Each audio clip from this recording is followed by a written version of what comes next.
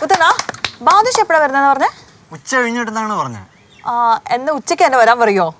ഇവിടുന്ന് ഊണ് കൊടുത്തിട്ട് വിടാലോ. അത് നല്ല ഐഡിയ. ഞാൻ ചിക്കൻ മപ്പാസ് ഉണ്ടാക്കുന്നുണ്ട്.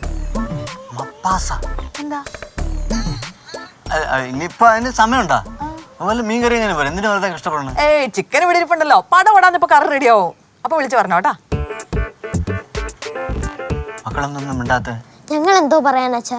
അമ്മയുടെ ചിക്കൻ മപ്പാസ് അറിയാല്ല? അറിയാച്ചാ. അച്ഛനല്ലേ അന്ന് കേറി സൂപ്പറാന്ന് പറഞ്ഞത്. ഞങ്ങളെന്ത് പറയാ? വലിയ മെനക്കേടായല്ലോ ഇത്. അച്ഛാ ഇപ്പൊ വരാം. അവളെ പിടിച്ച രാജഹംസമേ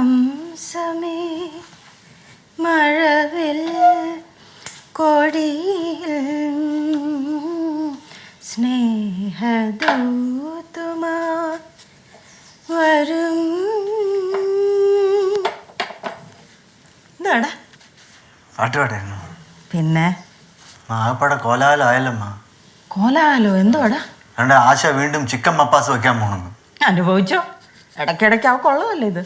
ഞാൻ മാത്രം അനുഭവിച്ചാ പോരല്ല, പിന്നെ ആരൊക്കെ അനുഭവിക്കണം? ആ ബാദുഷ ഐഷക്കുട്ടിയും. അവര് വരുന്നുണ്ടോ? അവര് വായില് ഇത് ബാദുഷയാണെങ്കിൽ എന്തെങ്കിലും ഉള്ള കാര്യങ്ങളൊക്കെ വെട്ടി തുറന്ന് പറയാവുന്ന കൂട്ടത്തിലാണ്.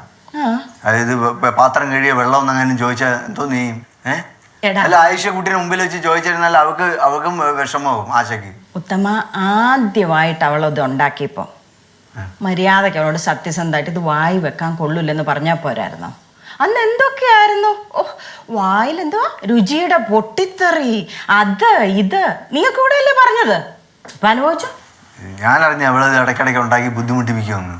അമ്മ എങ്ങനെ പറഞ്ഞ ഉണ്ടാക്കി സമ്മതിക്കില്ലത്. ഞാനൊന്നും പറയത്തില്ലടാ.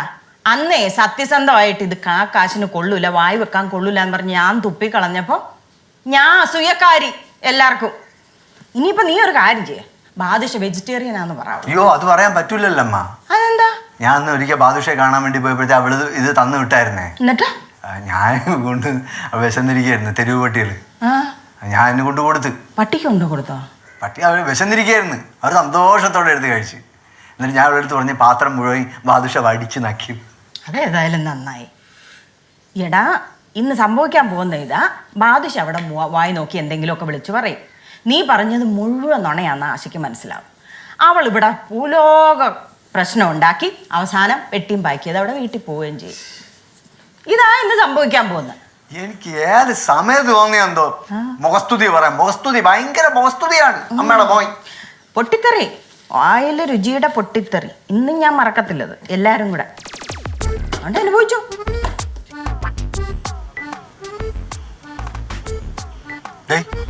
കുറെ നേരമല്ല മുഖത്തോട് മോൻ നോക്കിക്കൊണ്ടിരിക്കാൻ തുടങ്ങിയിട്ട്. എന്തെങ്കിലും ഒന്ന് പറ. ചേട്ടൻ ഓരോ വയ്യാവലി ഒപ്പിച്ചോണ്ട് വന്നിട്ട് ഞങ്ങളോട് ഇവിടെ എന്ത് ചെയ്യാനാ? ചൂടായതല്ല, അത് ഈ ടെൻഷൻ കൊണ്ടിട്ട് ശബ്ദം ബലത്ത് പോയതാണ്. ആ ബലം ഞങ്ങളുടെ അടുത്ത് കാണിക്കരുത്. ചെറുക്കാൻ ഞാൻ വല്ലതും വിളിച്ച് പറയാം കേട്ടോ. ഇതൊന്നും ദേഷ്യമല്ലേ? എടാ അവസ്ഥ ഒന്ന് മനസ്സിലാക്കടേ.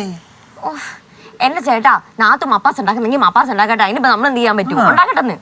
ഇതുവരെ ഞാൻ പറഞ്ഞൊന്നും തലയിൽ കയറിയില്ലേ? ആ സ്ഥാനത്തിനെ കുറിച്ചുള്ള സത്യസന്ധമായ അഭിപ്രായം അറിയാനുള്ള അവകാശം നാത്തൂനില്ലേ? ഇപ്പൊ സപ്പോസ് ബാദിഷ സാറ് പറയാണ് ഈ മപ്പാസ് കൊള്ളത്തില്ല, പിന്നെ നമ്മൾ ഇത് അനുഭവിക്കണ്ടല്ലോ. അത് കറക്റ്റ്. എന്നാ പിന്നെ ഉണ്ടാക്കട്ടെ ചേട്ടാ. എടാ അപ്പൊ പിന്നെ ഞാൻ ഇത് തെരുവ് നായ്ക്കൊക്കെ കൊണ്ടുകൊടുത്തത് അവൾ അറിയൂലേ? പറയണ്ട. ചേട്ടൻ പോകുന്ന വഴിക്ക് ഇതിന്റെ മണം വന്ന് കൊതി മൂത്തിട്ട് ചേട്ടൻ അത് എടുത്ത് കഴിച്ചു. സിമ്പിൾ. കഴിച്ചു. ഞാനൊന്നും ശരിയാവുന്നില്ല. ഇതെങ്ങനെയെങ്കിലും നിർത്തിയേ പറ്റുള്ളൂ. നിനക്കിത് പൈസ തരാടെ എന്തെങ്കിലും ചെയ്യാൻ പറ്റുമോ നിനക്ക്? എന്നാ പിന്നെ ഞാൻ ഒരു കാര്യം ചെയ്യാം. വേറെ എന്തെങ്കിലും കാര്യം പറഞ്ഞ് ചേട്ടത്തിന് മനസ്സ് വിഷമിപ്പിക്കാം. മപ്പാസ് ഉണ്ടാക്കാൻ പോയിട്ട് ഒരു പപ്പടം പോലും പൊരിക്കാൻ പറ്റാത്ത അവസ്ഥ ആക്കി തരാം. പോരെ? ശരിയാവോ? ശരിയാവോ? ചേട്ടത്തി ചിക്കൻ മപ്പാസ് ഉണ്ടാക്കല്ല, അത്രയല്ലേ ഉള്ളൂ? അത്രേ ഉള്ളൂ. എന്നാ എന്നോട് വാ, പാടി കളി. ഞാൻ പറഞ്ഞോ നീ പാടി ഇങ്ങോട്ട് ബാ ഇങ്ങോട്ട് വരാൻ. എല്ലാം ഒപ്പിച്ചു വെച്ചിട്ട്